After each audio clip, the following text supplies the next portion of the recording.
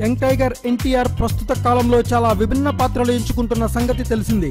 Temper చిత్రంలో turning police ఆఫీసర్గా కొత్త టచ్ ఇచ్చిన తారక్ ఆ చిత్ర విజయాన్ని బాగా ఎంజాయ్ చేశాడు. ఈ స్ఫూర్తితోనే తారక్ ఇప్పుడు ఓ సెన్సేషనల్ రోల్కు గ్రీన్ సిగ్నల్ ఇచ్చాడట.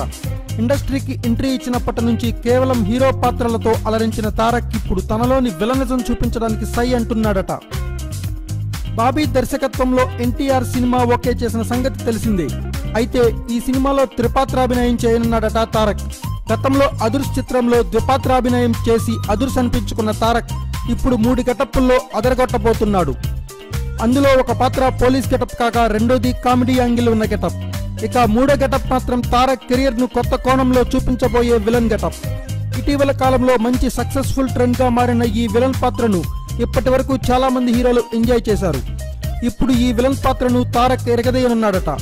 తారక్ హీరోగా చేసి ఎన్ని సెన్సేషన్స్ క్రియేట్ చేశాడో తెలిసిందే. మరిప్పుడు విలన్ పాత్రలో ఎంతటి సంచలనం సృష్టిస్తాడో చూద్దాం. Thanks for watching. Please subscribe our channel.